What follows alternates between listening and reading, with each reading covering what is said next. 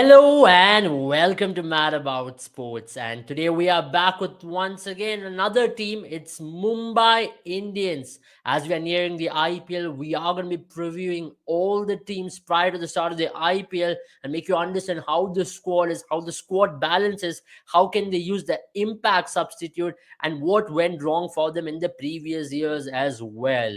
Now, today, of course, we're going to be talking about the most successful team in IPL history, the Mumbai Indians franchise. They've been known for their excellence over the years. Rohit Sharma has won them 5 IPL trophies from 2013 to 2020. After winning two back-to-back IPLs in 2019 and 2020, they failed to qualify into the playoffs for two consecutive seasons. And so this time around, we're going to be talking about how this particular squad, which they've arranged and assembled, can possibly make it to the playoffs. Now, when we talk about Mumbai Indians over the years, there's one particular factor which is always consistent. It's always that Indian core who has always gone on to done well in IPL, and of course the middle order power. Over the years, we have seen one particular name which is always present. It was Kevin Pollard. At the end of the last season, he did announce that he is retiring from the IPL, and now he's part of the Mumbai Indians squad as a mentor. And when you talk about the Mumbai Indians squad as well, there was one particular name which is present over the last 10 years as well. It is Jasprit Bumrah. He's ruled out way before the IPL has even started. Last year, when Mumbai Indians went on to buy Jofra Archer, it was all about Mumbai Indians waiting for that particular occasion where they can unleash both Bumrah and Jofra Archer together. Last season, it was Jofra Archer who was ruled out, and this season it is Jasprit Bumrah who's ruled out. So it's just one of them who has been able to play. Now, when we talk over the years, it's been the two fast bowling pairs who's always created the impact for Mumbai Indians. In 2013, 2015, you know about Bumrah and Malinga. In 2019, 2020, it was Trent Bolt and Bumrah as well. Now, this year, it's going to be about who can really pair up with Jofra Archer and create that impact for the Mumbai Indians squad. Because we have to understand this is a new squad of Mumbai Indians. After the mega auction in 2022, they definitely had to look for new players, new opportunities to be given to some youngsters, build new players. There's one factor with Mumbai Indians which we all know. They are known to build players over the years. They've given Indian cricket team some of the beautiful players out there over the last one decade. You talk about Hardik Pandya, Jasprit Bumrah, Krunal Pandya, and of course there are many more as well. You know, some of the players like Yuzvendra Chahal as well started off his career with Mumbai Indians in 2011. So they've always been identifying players, and they've always identified players not just for India, even for South Africa. Now talk on Marco Jansen, now who's one of the top bowlers for South Africa, started off his main career with Mumbai Indians, and that's where he gained spotlight. And this season, they've got his twin brother in Dwan Jansen as well. Maybe this could be a kickstart for Dwan Jansen in the IPL, and from there on to maybe play international cricket for a long, long time. Now, when you talk about Mumbai Indians, there's also one identifying factor there. It's about backing players to their tilt and giving them the right amount of opportunities. Last season, we did see them back some of the players, even though they had some poor season. We're talking about someone like Ishan Kishan, who they spent a bang for. They broke the bank for Ishan Kishan, and yet he did not really deliver maybe for one's liking. He did have a decent season, but maybe not the kind of season when you break the bank for a player like him. But they still went on to back him. They still have the trust in him. Now, when you talk about a player like Dewald Brevis has yet to make his debut for South Africa, but he's already gained a name for himself by playing franchise cricket around the world. He broke out after that exemplary performance in the Under 19 World Cup last year, where people did start comparing him with his idol, AB de Villiers, with the kind of shot selections which he had. Some of the shots which he played was just identical to AB de Villiers as well. Now, when you talk about Mumbai Indians of the last season, it was possibly their worst season since 2008, one can say. So, ended up being on the bottom of the table, couldn't really qualify. But before that, let's understand their wins and losses, where they really went wrong in terms of their wins and losses from the last season. Now, when you talk about the last season, they just had 4 wins. Now, that's not a Mumbai Indians kind of a stat, isn't it? And then after the end of 14 games, just having 4 wins, at the bottom of the table, finishing on number 10 in the table. At the same time, they did not really do well, but one particular facet. It was not the batting first, or it was just not the bowling second style or bowling first style. It was just Mumbai Indians unable to find a feed for themselves in that entirety of the tournament. Maybe to start off with the first game where they played against Delhi Capitals, where they batted for a score in excess of 170, but lost the game having Delhi Capitals on the mat for 100 odd for 6 wickets. There, Akshar Patel came on to play a blinder of a knock, taking Delhi Capitals over the line. That's where the jitters started going for Mumbai Indians. That's where shockwaves was sent for Mumbai Indians. What would be the what would be the season like? What would be the final end of the season for Mumbai Indians after that particular shocking loss? But it just got worse and worse for Mumbai Indians as the season went along. They were looking for bowling options to pair up with Bumrah. They definitely were missing that core of Krunal Pandya, Hardik Pandya, and Kieran Pollard to control the middle order for Mumbai Indians from 5, 6, 7. That particular middle order for Mumbai Indians was one of the primary reasons why they were able to compete in almost every IPL and win championships. When you have three all rounders in your middle order, with the likes of Krunal Pandya, Hardik Pandya, and Kyle Pollard, who can come and make instant impact, that was a major difference.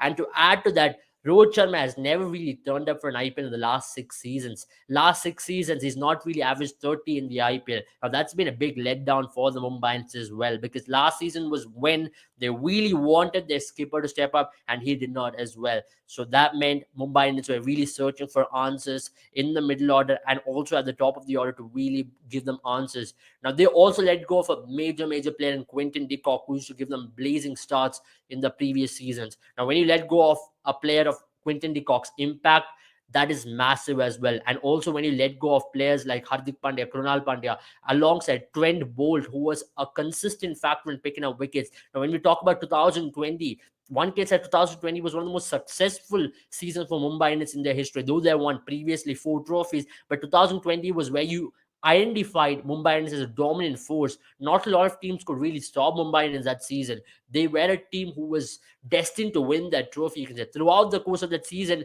they were that powerhouse to really defeat, and went on to become eventual champions without any hiccup throughout their journey as well.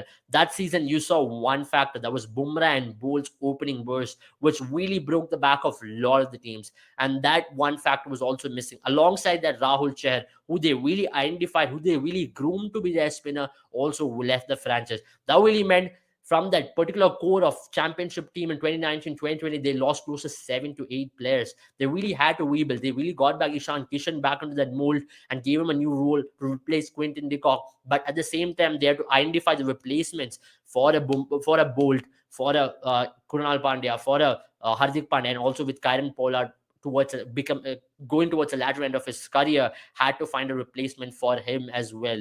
Now let's identify what they really did in the last season when it comes to the batting and bowling first stat, batting versus bowling first stat, because this really tells the story as to how Mumbai Indians went about in their entirety of the season. Now, when we talk about the batting first stat, not quite impressive. One can say scored close to 160, 170 every game. But when you look at the other end of the spectrum, which is the bowling second stat, that's where they leaked the most number of runs as well. Went close to 9 runs per over, which meant teams found it very easy to chase down scores against Mumbai Indians. Teams were pretty clear in terms of their approach against Mumbai Indians. They knew they only had 4 overs of Bumrah to really save, and Rohit Sharma was really confused as to where to use Bumrah, whether to use him up front, you exhaust his 2 overs, or maybe give him an over there. Then how do you really utilize Bumrah? That really meant there was one end which was consistently leaking a lot of runs.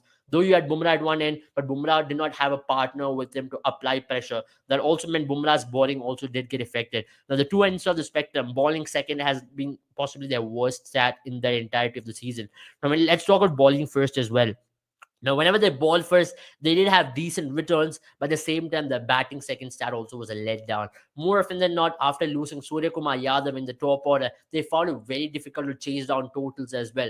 They were really relying on players like Tilak Verma to come into the party. They were really relying on Kieran Pollard to come into the party. And Kieran Pollard once again had a disastrous season for the Mumbai Indians last time around, which meant he also had to be dropped towards the latter end. They really did not use Tim David until the latter end of the season. They waited for Tim David to come into the party, and they really waited. And towards the latter end, when he started coming into the party, maybe making him, giving him that authority to bat in number 5, number 6, where Pollard used to do a job for them.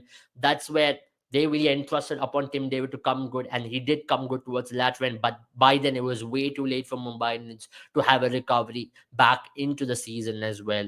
Let's look at the best batters from the last season to identify who really went good for them. Now, when we look, Tim David, he had an impact there. Look at the strike rate, one of the best strike rates in the minimum amount of games he played. He had a strike rate of 216. He scored close to 268 runs. But Rohit Sharma, look at that strike rate and the runs he scored, scoring under 300 runs when you're the opener of the team, scoring at just strike rate of 120. You can say last season for Rohit Sharma with the bat was disastrous. There was a lot of pressure on Rohit Sharma, the captain, as well, to deliver. But at the same time, that was really causing an issue with this batting. But this season, they really be hoping that they see the best of Rohit Sharma with the bat and really leads the way for Mumbai Indians. Surya Kumar Yadav, not the Surya Kumar Yadav we know with Team India as the world number one T20 batter who's really set the stage ablaze in the T20 format. But when it comes to his performance with the Mumbai Indians last season, it was underwhelming as well because there was a lot of pressure even on Surya Kumar Yadav to deliver every game. Unlike the previous seasons, Surya Kumar Yadav was a focal point last season. Everybody did expect Surya Kumar Yadav to come good. By the start of the last season, it was Surya Kumar Yadav who had already played for India, who had already made himself a name for Team India to come and deliver for Mumbai Indians, and that was an added bit of pressure. But one of the bright prospects from the last season, one of the emerging players of the last season, was Tilak Verma, the 19-year-old youngster from Andhra Pradesh, who really took on the bowling attack. He really played spin through the middle overs beautifully. The left arm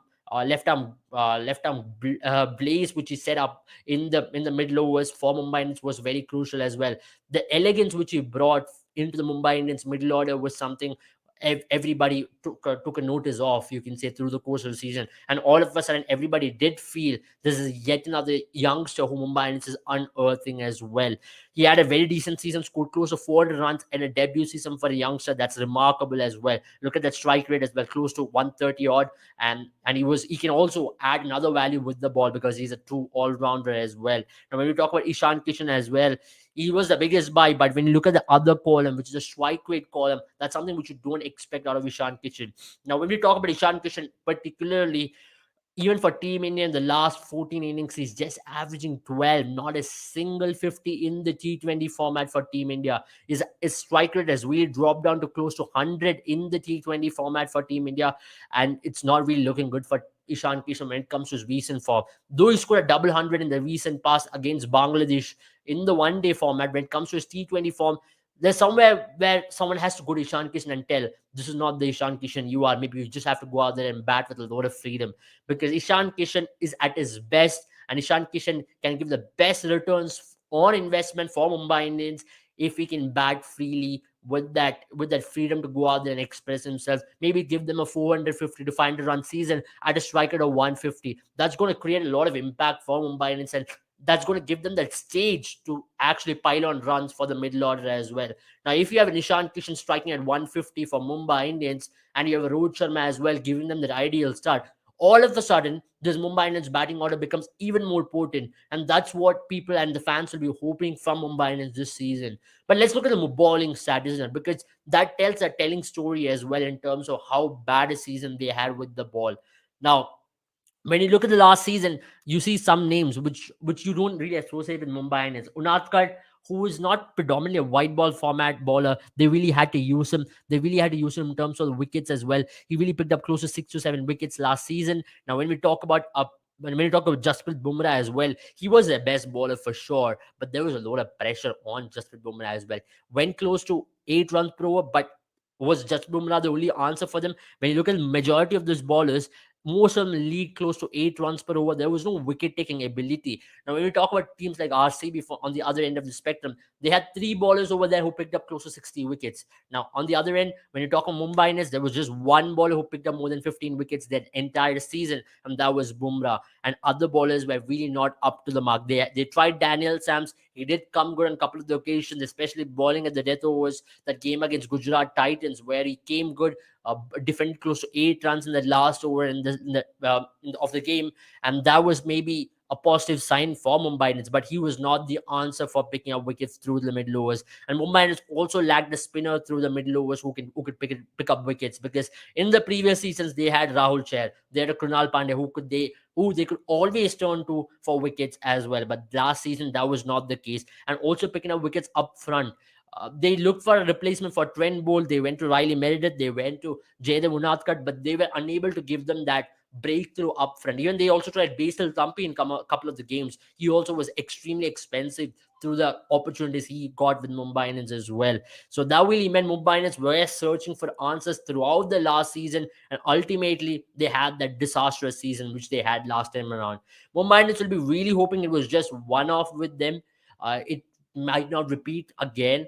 But can this team really go on to the next step and really get into the playoffs as well? Because this season is so crucial for them in terms of getting that team together, making them believe that they can challenge for the playoff position, because this is the beginning of the new era for Mumbai Indians. If you look at the number of players they've assembled, the squad they've assembled, it's in stark contrast with the squad they had in the previous season. In 2022, though 2021 rather, though they had the same members from the 2020 championship winning side, they had a lot of their games in the Chennai surface, which was turning square, which was very sluggish in nature, which meant some of the stroke players like so Quinton de Kock, like so Ishan Kishan, likes of Krunal Pandya, Hardik Pandya, they all did struggle in the 2021 season. And by the time it came to the Dubai leg of affairs, they again got majority of the games even in Sharjah as well.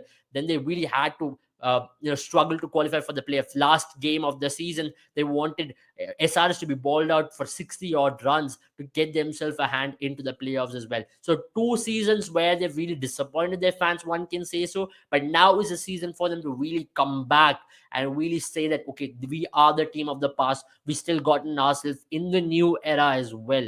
Let's look at the predicted lineup, because this will tell a story as well in terms of how they can possibly line up this season. Now, who are the biggest players who they got? They got a Cameron Green, they got a Surya Kumar Yadav, they got a Tilak Verma in the middle order. Cameron Green, one of the biggest buys of the season, one of the biggest buys in IPL history, close to 17 crores for this lad. Can Cameron Green deliver for them? Now, Cameron Green, Tim David forms a very formidable middle order for Mumbai Indians. You will see Surya Kumar Yadav batting at number 3. You will see Tilak Verma at number 4. And from 5, 6, 7, that's where Mumbai Indians will really have to identify. Now, we have spoken about Arshad Khan as well. Now, Arshad Khan and Ramandeep Singh, it's gonna be a hit off between them both. Both are fast bowling all rounders. Arshad Khan had a very good season with the Madhya Pradesh team, a left arm fast bowler, a player to watch out for from this season. And maybe one can say he's in the right franchise where they can really groom him to be the next big thing for Indian team and for Mumbai Indians as well. Arshad Khan is certainly the player to watch out for from this season. And what are the options they have, and how can they really go about impact substitute as well? We did mention Piyush Chawla, but it doesn't really mean Piyush Chawla will start all 14 games. If you look at the last 3 seasons, Piyush Chawla has only started one of the games in the last couple of seasons. And before that, he got 9 games and he went close to 10 runs per over as well in the 2020 season. So Piyush Chawla has not been having the best of times in the IPL in the recent past. But can they really have a strong bowling attack? Jofra Archer, though he picked up wickets in the SA20, but he's not really looked back, and it's not really look good in that kind of rhythm we know Jofra Archer to be. In the 2018 season, 2019 season, there was this fire which was associated with Jofra Archer, the bowler, isn't it? Every time he used to run in and deliver those really quick stuff, we all knew it was tough to face Jofra Archer. And the movement which he used to have off the deck as well, that's slightly been missing from Jofra Archer. And also his pace has dropped down considerably over the injury layoff, whatever he's had. But they'll be really hoping that he gains back his rhythm through the course of this season for Mumbai Indians. So he's such a focal point for Mumbai Indians for this season as well, for him to deliver with the ball up front and also towards the lateral end. Now, if you look at this bowling attack, there's one major issue for Mumbai Indians, which is death bowling. When you talk about Jason Behrendorff, excellent bowler up front, but his death bowling has definitely been an issue. Now, when you talk about that bowling attack of Mumbai Indians of last season as well, that's one factor which they really have to tackle this season. One bowler to support Jofra Archer to deliver goods for them towards the latter end. And that's what really concerns this Mumbai Indians lineup as well. Can they find a bowler who can really partner Jofra Archer towards the latter end of the game and, maybe not leak once from one end? Maybe go at maybe 7, 8 runs per over, whilst Jofra Archer can do a job at 6.5 to 7 runs per over. That's going to really be the question for Mumbai Indians to answer.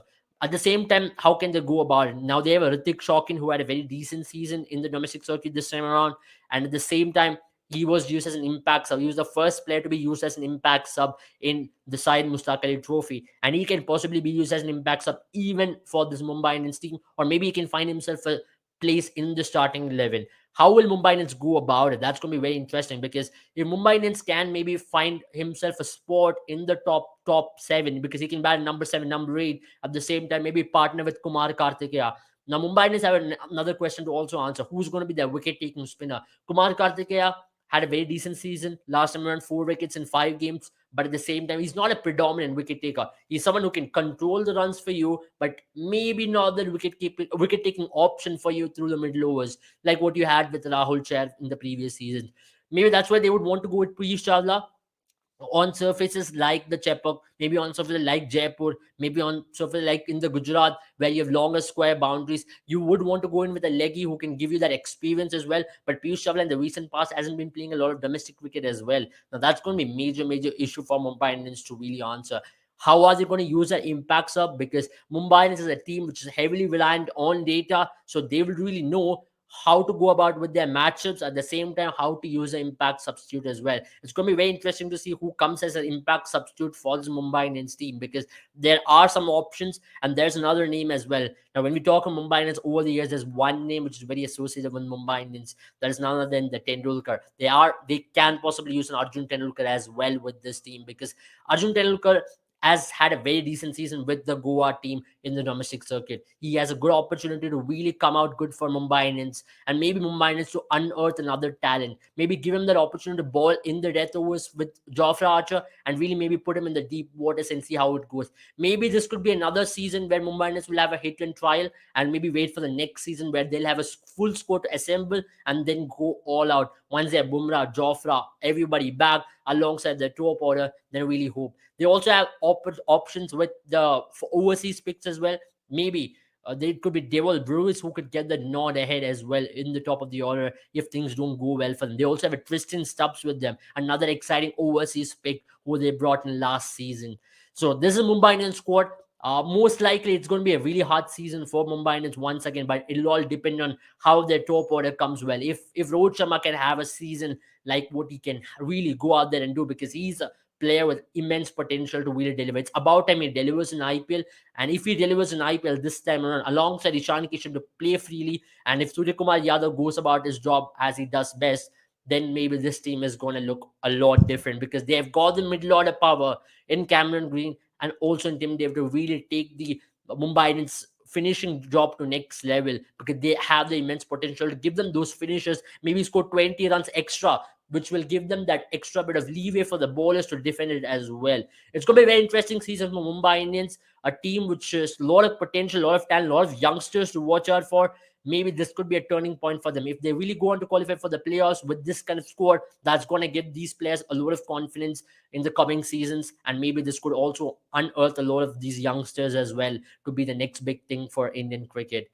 Do let us know your comments and what are your thoughts of the Mumbai Indians squad. It's a very exciting squad. And do let us know who do you see in the playing 11 and what are the changes from the playing 11, what we represented that you would want to make, and who's going to be their main player for the season. Thank you for watching this video. If you really did like this video, do share and also follow our page on Instagram and also subscribe to our channel.